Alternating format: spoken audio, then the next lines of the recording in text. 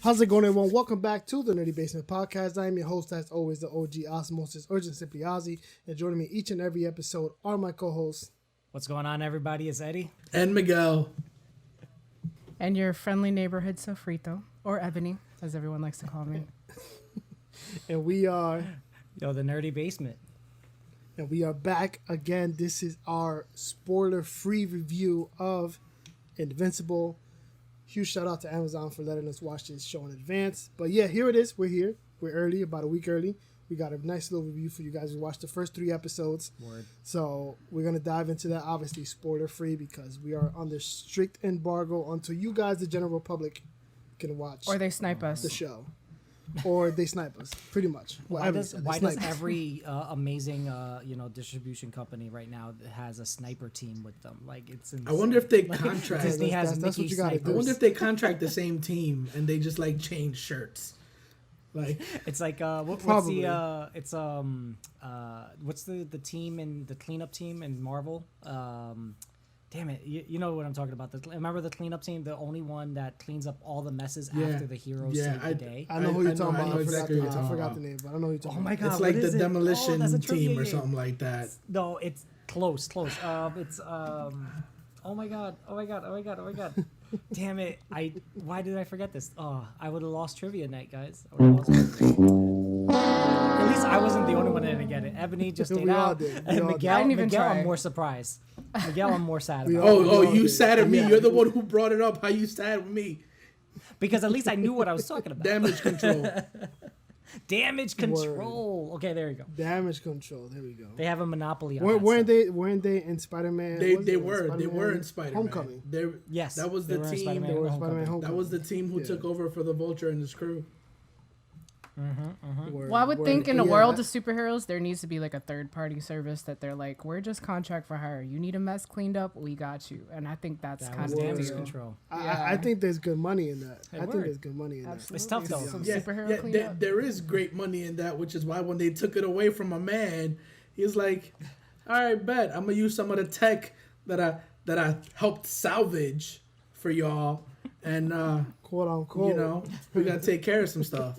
Know what I mean, But yeah, so let's get right into Invincible. Let's not waste any time.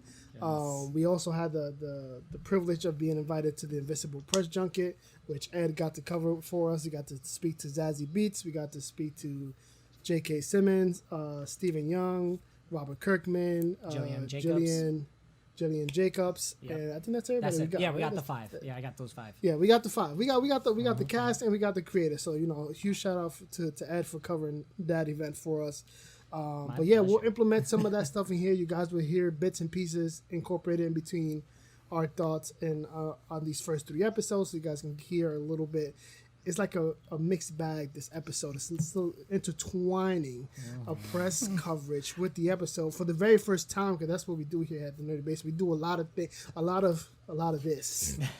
Either that's going to be a really good salad or a really great massage. I don't know. Right? It's a lot of this. I like that this is the first time that or one of the few times we're sticking to one topic, and it's still gonna be a mixed bag.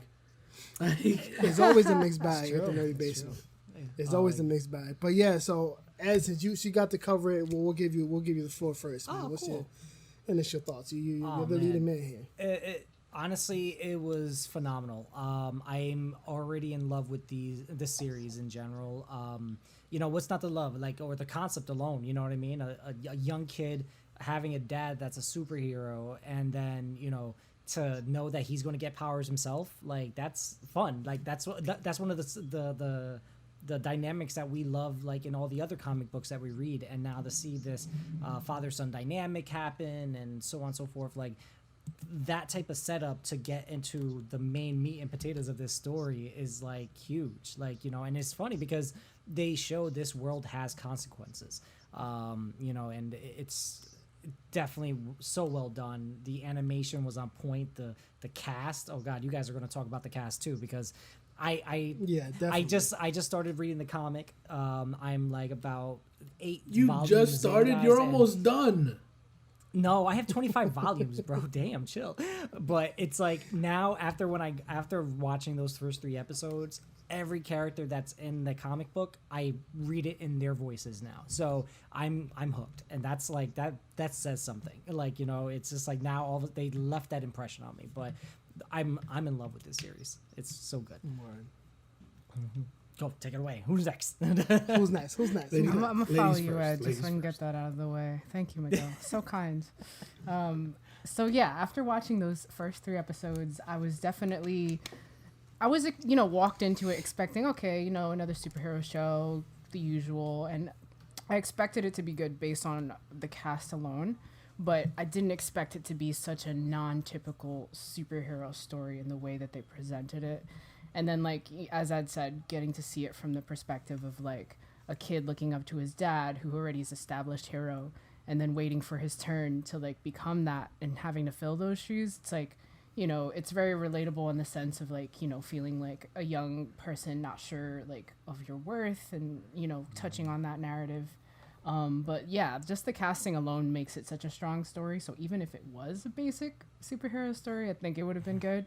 But the fact that it has so many new elements to it makes it really exciting just off the 3 episodes. So I'm so excited to see how this develops from the point that they left us with.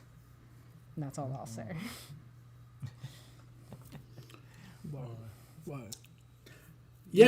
The show is great. The casting is awesome. Ebony, you kind of caught me off guard with, you know, you were like, oh, it's your typical superhero show. Like, you watched The Boys on Amazon, right? I did. Like, Amazon, for whatever reason, tends to pick up those very non-traditional superhero shows.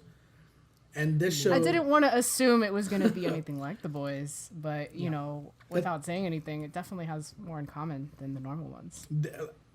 I like the mixed bag, right? The mixed bag, if you will. Like I'm gonna put this on rerun every single now. It's you get a little bit of everything in this. You know, you get you know, awesome fight scenes. You get like possible romances. You get a kid who's kind of like Spider-Man, learning to you know, use abilities, and you know, kind of reminds you of John Kent a little bit, right? When John Kent was trying to learn how to be Superman, right? I was thinking that. You know, and at the risk of you know, to stop myself from saying too much, I'm just gonna go ahead and say that the show was fantastic. I got little notes here pulled up of things that we're not supposed to say, and I glanced at it. So I'm just not gonna say anything. Not gonna say anything before you know, damage control busts through my window like the Kool-Aid Man. You're gonna see a red dot on his forehead. You know what I mean? That's it. But yeah, no, the show's awesome. Like you know, the rest of the guys were saying, the casting was phenomenal. The casting was on point. Like, J.K. Simmons will forever be Omni-Man. Like in what I read, the same like. I can't. It's great. It's phenomenal. Y'all should watch it. Word. It's really hard to talk about it without like wanting to that's say what makes more, it hard. Like, because you want to talk about all the details, but you can't. I want to tell y'all. Well, listen. For the most part, for the first episode, we can talk about a lot, except for the ending. So that gives us some wiggle room to talk about certain plot points. But as for me, I was looking forward to it because this is my first venture into this universe of Invincible. Like, I'm familiar with the comic because of its popularity and because it's written by Robert Kirkman. And, you know, nearly everything that Robert Kirkman writes becomes a massive hit. And that's just credit to his genius in creating comic book stories that just resonate with everybody who reads it. So I was looking forward to the show for that. I was looking forward to the show because of the cast behind it. Incredible cast, because they're all stars in every aspect of the word. And there's so much talent behind those microphones that, you know, you just want to see them also kind of jump into the live action stuff whenever we get to that talking point. But, you know, I was taken aback of how amazing this was. After the first episode, I was like, no, I need more, and I need more right now. It's like J.G. Wentworth. I need money, and I need it now. You know what I'm saying? So, like, it was great. It has action, it has comedy, it has romance, it has world building, it has character development. And that's just within the first 3 episodes. Yep. Hell, the first episode alone, you get all of that in the first episode alone. So great animation, great costume design, great voice acting. It has everything. It's a mixed bag of all the good things that make you want to keep watching an animated series. And I am a big advocate for animating comic book storylines. Like, not everything needs to be in live action. Yeah. And I kind of like that now studios are realizing how much value there is in animating certain comic book storylines. Because that's, if you really think about it, that's kind of how we started our road into live action movies anyway.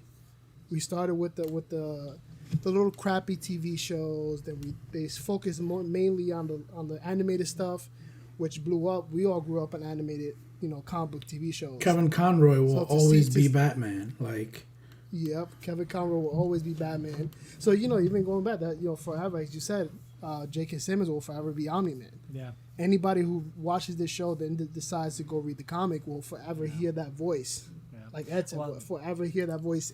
Even being in the comic. Animated series, I feel like it was acted so well by these actors who are normally, in front of the actual screen, that you felt like engaged with it in a way that you wouldn't normally be with an animated series because of like how well they acted it. Like even Walton Goggin, who plays the FBI guy. What's his name? Cecil Stedman. Like even his character, because I don't know if you're familiar with Walton Goggins, but he's like one of those like low key Catherine Hahn types that just kind of is a great supporting cast member. But he fits that character so well, and I like found myself really appreciating him, even though he's not the main focus. And you know. Yeah. And like when we talk about like how well acted it is, like keep in mind J.K. Simmons. Like, is known for a lot of things, and one of those lots of things is car insurance commercials. We are farmers. You know what I mean? And he makes that role so distinct to what it is. And like he was also in Whiplash. He was in Juno. There's a sense of gravitas, a sense of simplicity, but also like strength to his voice. When Ozzy, you okay?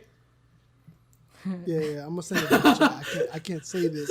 I can't say this on a live recording right now. I can't say this, but I just got good news. Awesome. Nice. We just got good news. We just got a letter. We just got a letter. We just got a letter. This is I wonder who it's from. This is the mixed bag. This is the mixed bag that we're talking about. Guys. This is exactly. But yeah, the actors going back to Invincible. The actors brought a sense. Yes. Sorry, the actors. I told you. The actors brought a sense. We just got a. The actors brought a sense continue. of importance and gravitas and power and strength, but also humor and levity, and it worked out real well, and aside from that, it going on to like world building and kind of giving comics their due, because let's be honest, up until recently, comics or comic books were considered for children, right? This is what you give your 8-year-old, your 10-year-old, your 12-year-old to keep them entertained until they're ready for more adult, level readings. And that's not necessarily the case. As you can see from the massive collection that I have behind me, and y'all can't even see the stuff I got in my closet. Like this isn't just like you'll see once you get to watch this show and once you get to see the real world and real life implications and attitudes that are displayed in this show. Like, this is stuff that's pulled directly from the comic book. This isn't something that they found something to make it more believable for an on-screen portrayal. No, like a lot of this stuff is ripped directly from the comic books. So yeah, so that's one cool thing that, like, when I got to ask Kirkman about, it's a matter of like, how do you keep it fresh for having it in so many mediums, it being from the comic and from the animated series. And one, we're gonna put this in right now for you guys, but he could tell you he even said it. We try to stay as true to the source material as possible, and that's one of the coolest things about it. And I think this is a perfect segue to get into the Robert Kirkman question right now. So Robert, I think I'm going to start off with this question. Yeah, sorry guys, I didn't expect I was going to go first. So we know that you have Invincible in comic form. We have it in animated series now. Did you want to, and then I even hear that you're going to have a live action coming up eventually, and how is your process to make sure that this story still stays fresh for the new and the old fans when they're coming in? Yeah, I mean, well, when it comes to this animated series that's on Amazon, we're working very hard to adapt the story in a way that is true to the comics, but also to expand certain events, rearrange things, change the order, to keep people guessing. So there will be events from the comic book series that happen way sooner than you expect, way later than you expect. You'll be expecting a certain thing to happen so that we can get to another thing later, and that thing that's coming later just happens. And so there will still be a sense of surprise along the way. But yeah, I mean, for the most part, we're trying to stay true to the comics, but that sense of, anything can happen is, I think, essential to Invincible, and we're very much keeping that intact. Oh, that's awesome. Thank you. Appreciate it. Great. Thank you. Okay. So hope you guys like that question. If you guys don't know about roundtables, I was with a whole bunch of other people. That's why I only got to ask one question, but this is a good way to put it. But here's also another fun tidbit too. When one of the other questions from the other outlets and everything, they mentioned about how the casting was done and all that. And Robert Kirkman, for the most part, he honestly didn't expect to get such a star-studded cast.